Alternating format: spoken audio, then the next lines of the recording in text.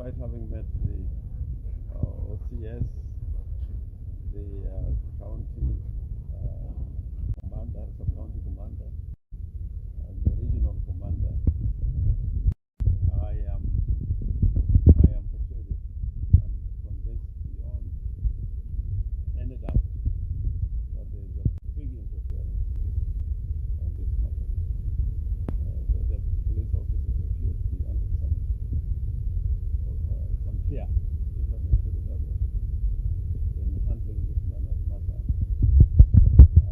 as a normal investigation. And I gave them the example of what happened to Juan, that out of an incident that appeared in social media, he was arrested, even without an incident, and taken to Nairobi, and hours later he was dead in a police cell. I have no axe to grind with the police officers at all. I think they are well-meaning public officers, but it is evident, and I've been in this position for a long time. I speak with a lot of authority. I've been in the police stations. In this particular one, it appears that there is an identified and known force that is holding the hand of the police. As you know, like most of the culprits, 90% of them who are caught in the CCTV footage are very well known, and their names are all over the social media. And no attempt has been made to bring anyone to the This is simply unacceptable. The Constitution guarantees the right to life and security of person are being violated. The government agency that is supposed to make those rights available. I have finished my conversation with the police by saying that I'll be back tomorrow. I'll be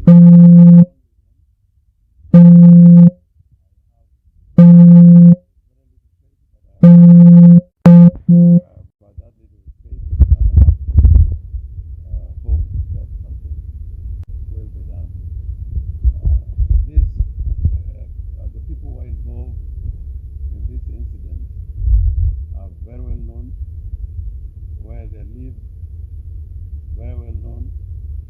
Their previous acts of violence they have participated are very well known even to the police.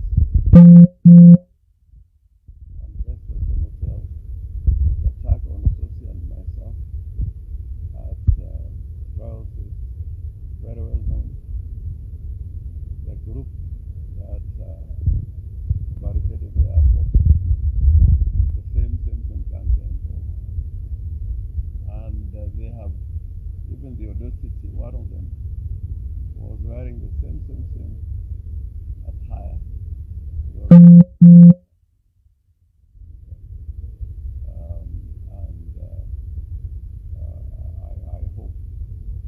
I hope in the name of the Lord and the Constitution something will be done. In the meantime, I'm urging Parliament and the Senate to have a motion tabled in either House of Parliament or both to form a committee to inquire around the beating and injury. I think using that mechanism, some people that will have questions to answer in the full glare of the public. But as we speak, Boya Kont, whose name and face is now familiar to everyone,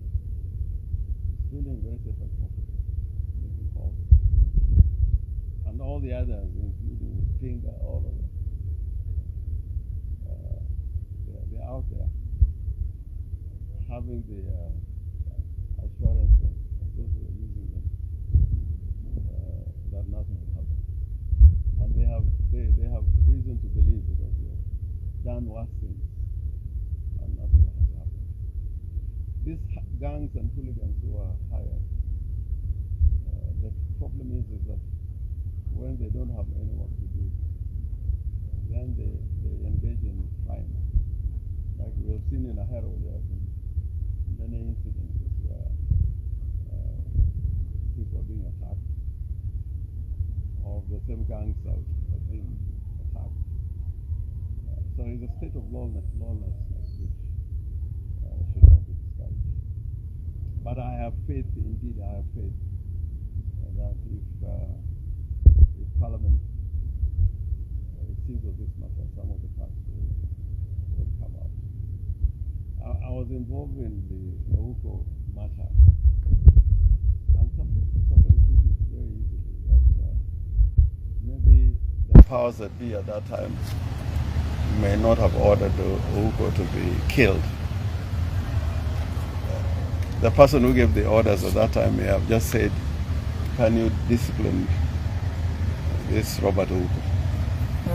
And when the orders go down to the officers who were implementing that order, their understanding was that Ouko should be killed. So some of these things, if you allow them to continue, is going to lead to a loss of life of many citizens, not just people of Osotsi stature, but even individuals who really have nothing to do with the politics of the day. And I see some faces amongst you, and part of civil society I've seen up here who are also following this matter.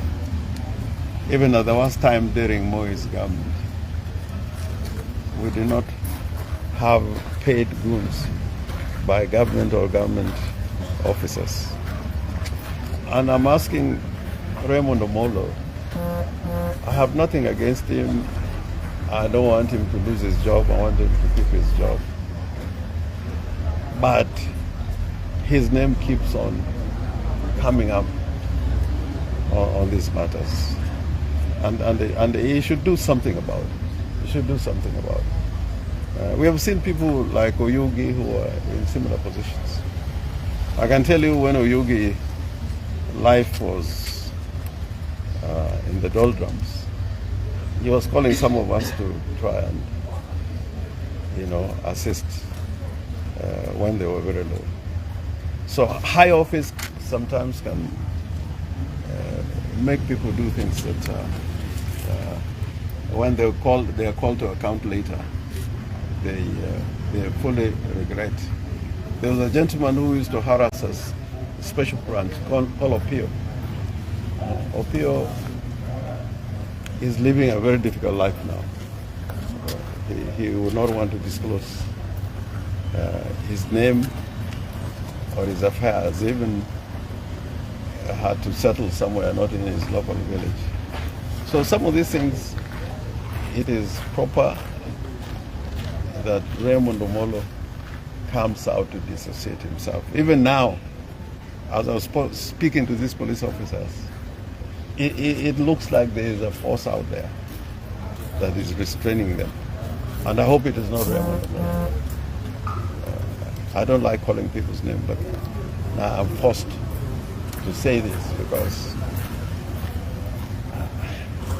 what is happening over this incident, I can say nothing is happening. Nothing is happening. And I know when the police are really active on a matter of any kind, you don't have to ask, it's self-evident. But in this one, I have my fears. So that's the report I can give you on this issue. Governor, are you particularly concerned about the growing political intolerance, especially now the country is headed for general elections? No, this cannot be political intolerance. This is just thuggery. This is thuggery. This is fascism. This is political terrorism, I think it's gone beyond intolerance. In my long political career, I have not seen something like this. Never seen something like this. In fact, when we were at our worst, I've never seen something like this.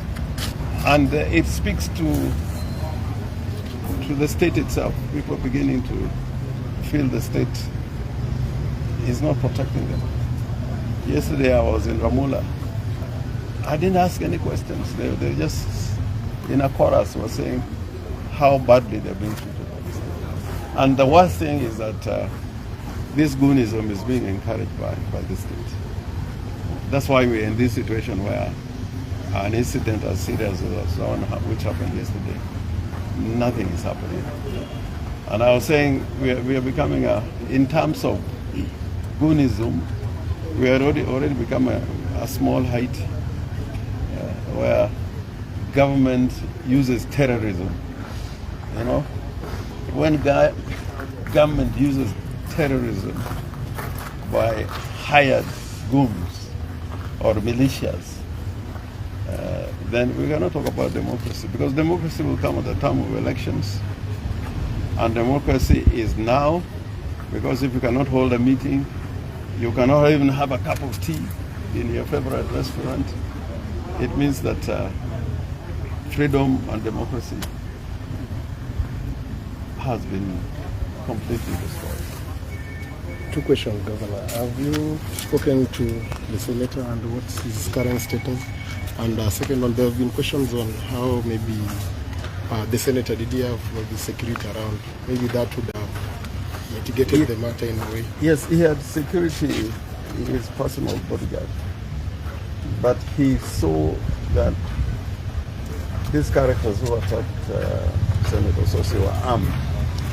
So he thought that if he had used his firearm, because there were many, the best thing for him was to use firearm. And they were in a restaurant. So I think he was being very cautious in the use of his firearm. Innocent people would have been killed. But one person alone could not have overpowered not only the six who confronted Osotsi directly, but now from some of the footage you can see there were many other people waiting, part of the gang waiting outside the restaurant. So I think the bodyguard acted cautiously to protect life and property. Your second question was... What's the status of the senator? Have I have not talked to him, because after he was handed over to the hospital in Nairobi, and the many visits he had, there was an order by the doctors he should give him time to recuperate. And some of our colleagues are going to see him this morning. But the status has not changed much, because healing, especially from physical injuries, from bodily harm and blunt weapons, takes a little time. But I'm sure in the course of the day I'm going to talk to him. So are you still going to that is going for Sunday? Yeah, now Sunday we are going on is 19th. Today is 9th. So we still have how many days to go? 9 days. 10 days. 10 days to go. We are hoping that by the programs we will continue. What are the incidents? These incidents speak about the security of the country, particularly the safety of local Kenyans, if an elected leader can attack them. Well, your guess is as good as mine. And it didn't happen just yesterday. It happened to Osotsi with me. You guys were there at Royal Swiss. It means in this intolerance, as you call it,